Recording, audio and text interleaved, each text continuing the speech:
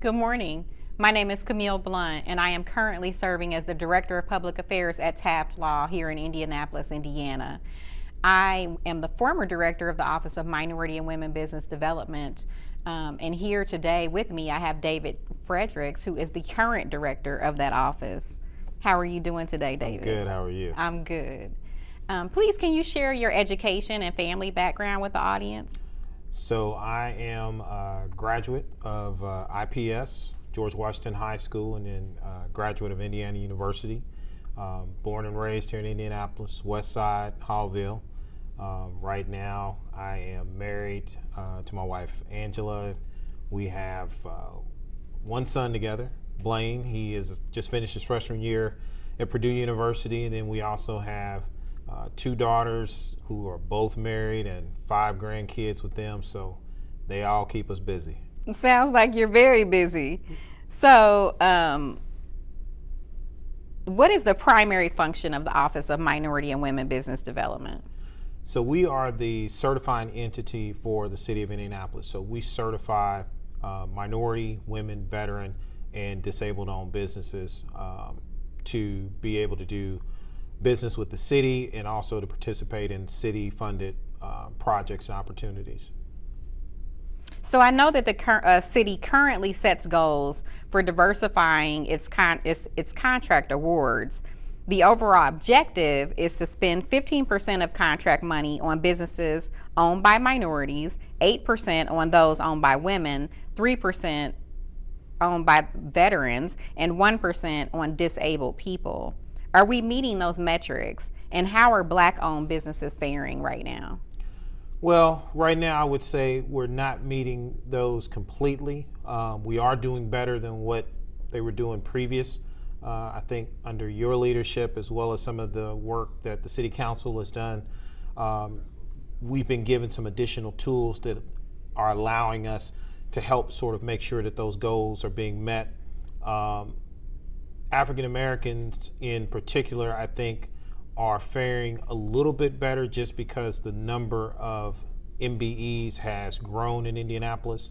But I think now the issue is a matter of creating new businesses in different space areas, in different areas of business, to make sure that they're able to participate in all of the different opportunities that are taking place and being created here in Indianapolis. Mm-hmm. Well, that leads me to my next question. How do Black business owners position themselves to earn contractual opportunities?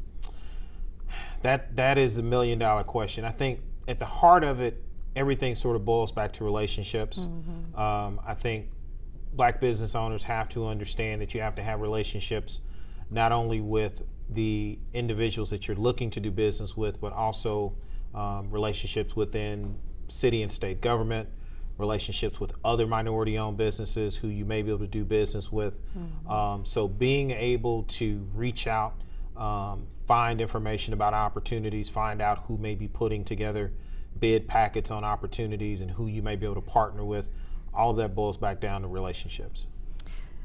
So I know that one of the requirements to be eligible for these contracts is to be certified. Can you share with us some simple steps that are required to become a certified business with the city of Indianapolis? So some of the main ones are that your business has to be domiciled here in the state of Indiana. Mm-hmm. You must be a minimum 51% owner of the company.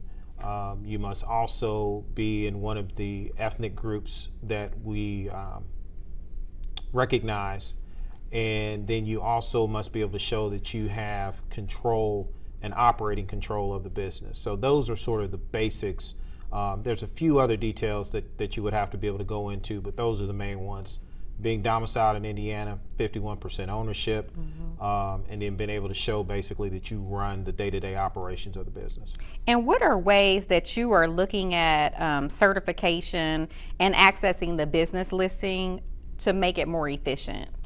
Well, hopefully in the very near future, one of the things we're hoping to do is to get a database developed that will make it more equitable for diverse businesses to be able to not only find out about opportunities that the city has, but also opportunities at other organizations around the city, also to possibly be able to partner together and work together on various opportunities. So that's going to be one of the things that we're looking to do. And then secondly, hopefully we will have the online certification process. Right now we're still operating on paper certification, but we hope to be able to get that to an electronic certification to ease some of the headaches that they have to deal with in terms of duplicating information to send in for multiple certifications and things like that.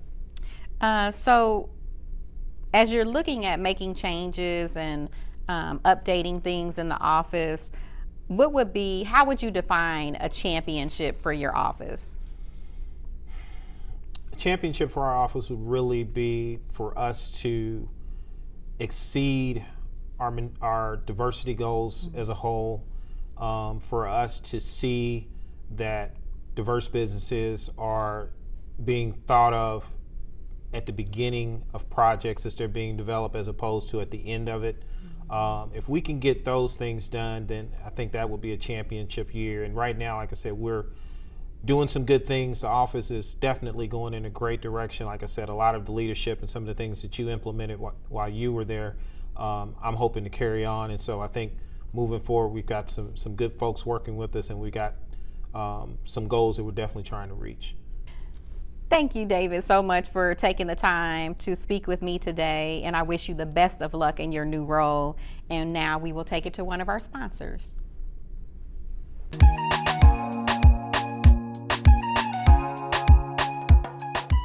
Before we started CARE formally, and after the killing of George Floyd, one of the things that myself and many of my leaders did is we talked to Black employees throughout our organization and actually in our community too. And I learned a lot from that. One thing I learned is that our experiences are not the same. As a white person, my life in the United States is not the same as theirs. And it's not the same in some really, really personal ways.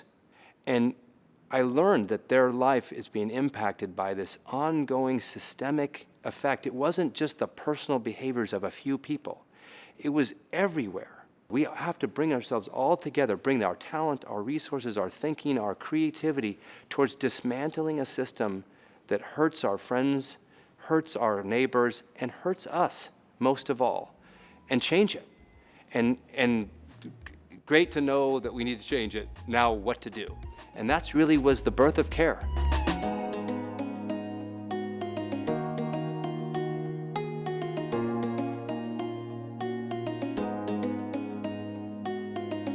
Cummins has a long and proud history of being a leader in business and industry on important social issues, and the CARE program certainly adds to our legacy.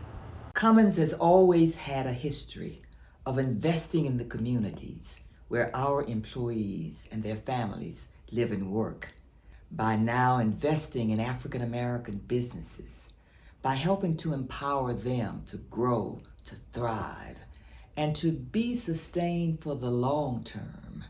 We're not only empowering these businesses, but we are helping to create more inclusive, empowered communities that these businesses serve. One of the most important things that CARE has done is to create programs that not only help to create equity in the communities in which Cummins does business, but to create an awareness among the Cummins family internally about bias, about equal access to opportunity. And I do believe that as we go forward, it will be a competitive differential for the company. I believe that it's important for us to be involved in CARE because Cummins is a good corporate citizen, and we talk a lot about how important it is to lift up our communities. And there are many people in many of our communities in which we're located in who are suffering. So the CARE initiatives have helped us be proactive and engaged in those communities.